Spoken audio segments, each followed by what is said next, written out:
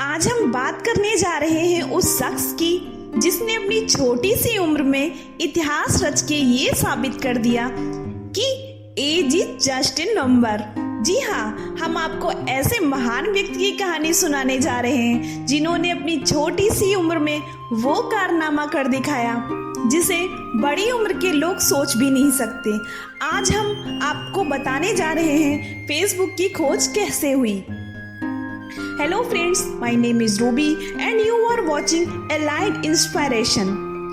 ऐसा कोई शख्स नहीं है जिसने फेसबुक के बारे में नहीं सुना हो और बहुत कम ऐसे लोग होंगे जिन्होंने इसके फाउंडर यानी मार्क जुकरबर्ग के बारे में ना सुना हो।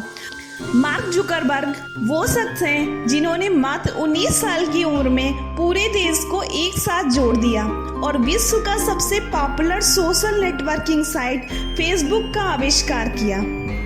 मार्क जुकरबर्ग का जन्म 14 मई 1984 को न्यूयॉर्क के डॉब्स फेरी में हुआ।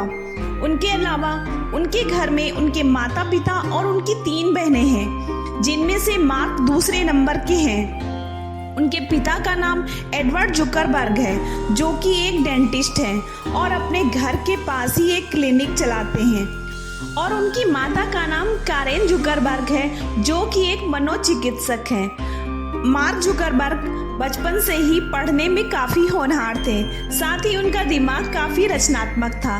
जहां इस उम्र में दूसरे बच्चे अपने ज़्यादा समय खेलने कूदने में लगाते थे, वहीं इस उम्र से ही मार्क ने प्रोग्रामिंग सीखने का मन बना लिया था। प्रोग्रामिंग की इस रुचि को देखते हुए उनके पिता उन्हें अटारी बेसिक प्रोग्रामिंग पढ़ाया करते थे।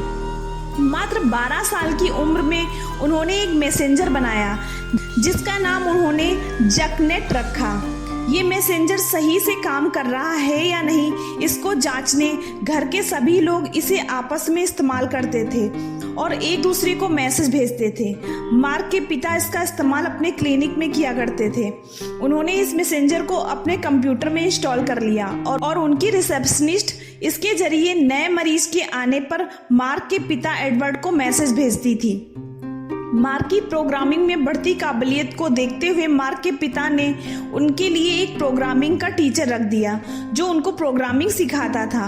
मार्क पढ़ाई में इतने तेज थे कि टीचर द्वारा सिखाई हुई प्रोग्रामिंग को वो इतनी जल्दी सीख जाते थे कि टीचर भी उनके इस हुनर की तारीफ करते नहीं थकते थे।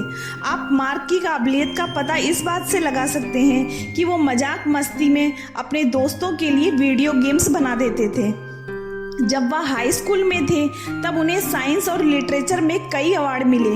इससे यह पता चलता है कि मार्क न तो प्रोग्रामिंग में अच्छे थे बल्कि अपने विषय में भी उनकी पकड़ काफ़ी मजबूत थी। हाई स्कूल के दौरान ही उन्होंने एक MP3 मीडिया प्लेयर बनाया और उसका नाम सिनेप्स रखा। उस प्लेयर की खास बात यह थी कि यूजर जो सुनना चाहता था वह प्लेयर उसी हिसाब से प्लेलिस्ट तैयार करता था। माइक्रोसॉफ्ट और AOL जैसी IT कंपनीज मीडिया प्लेयर में रुचि दिखाने लगी और मार्क को बहुत सारे पैसे ऑफर किए, लेकिन मार्क ने साफ मना कर दिया।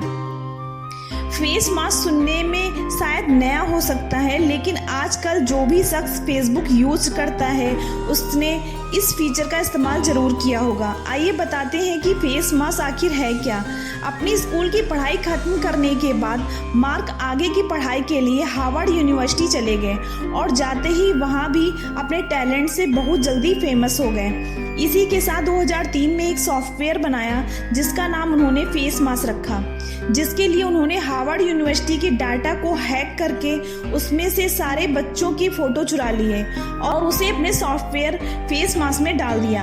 यह एक ऐसा ऐप है जो सारी प्रोफाइल फ़ोटो में से किसी भी दो के जोड़े बना लेता था। उन दोनों में से कौन ज़्यादा सुंदर है इसके लिए फिर उसमें वोटिंग शुरू हो जाती थी। सिर्फ हार्वर्ड यूनिवर्सिटी के बच्चे ही उसमें वोट दे सकते थे और फिर एक विनर घोषित होता था। धीरे धीरे ये साइट इतनी पॉपुलर हो गई कि बहुत सारे स्टूडेंट इसे एक्सेस करने लगे और देखते ही देखते हार्वर्ड यूनिवर्सिटी का सर्वर क्रैश हो गया, जिसका पता चलते ही हार्वर्ड यूनिवर्सिटी के प्रिंसिपल ने तुरंत उनके सॉफ्टवेयर को बंद करा दिया। एक दिन हार्वर्ड यूनिवर्सिटी के स्टूडेंट दिव्य नरेंद्र और उनके 2 दोस्त मार्क के पास सोशल नेटवर्किंग से जुड़ा एक आइडिया लेकर आए। उन्होंने कहा कि वो ये वेबसाइट हार्वर्ड यूनिवर्सिटी के स्टूडेंट के लिए बनाना चाहते हैं, जिससे स्टूडेंट आपस में फोटोज, पर्सनल इंफॉर्मेशन और यूजफुल लिंक्स शेयर कर सकें, जिसका नाम हार्वर्ड कनेक्शन होगा, जिसे मार्क ने तुरंत स्वीकार कर लिया और बाद में इसका नाम कनेक्ट यू रखा। इस प्रोजेक्ट में काम करने के दौरान ही उन्हें खुद की एक सोशल नेटवर्किंग साइट शुरू करने का आइडिया सूझा और 2004 में उन्होंने इसके लिए एक डोमेन नेम thefacebook.com रजिस्टर कराया और बाद में लोगों के सामने ये फेसबुक बनकर पॉपुलर हुआ। शुरुआती दौर में फेसबुक का इस्तेमाल सिर्फ हार्वर्ड यूनिवर्सिटी के स्टूडेंट ही करते थे और धीरे धीरे फेसबुक का इस्तेमाल यूएसए की सभी यूनिवर्सिटीज़ के स्टूडेंट करने लगे।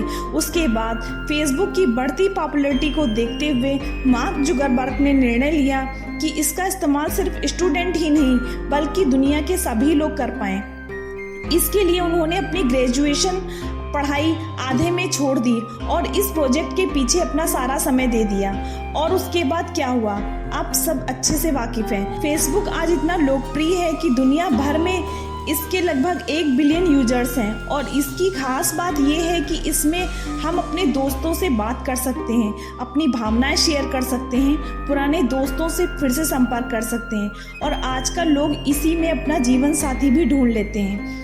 इसी खासियत को देखते हुए लोग इसकी तरफ आकर्षित होते हैं। तो फ्रेंड्स, हमारी ये story mark Zuckerberg success story आपको कैसी लगी ये हमें कमेंट सेक्शन में ज़रूर बताइएगा और अगर हमारी स्टोरी अच्छी लगी हो तो हमारे चैनल को लाइक करिए, सब्सक्राइब करिए और शेयर करिए। Thank you.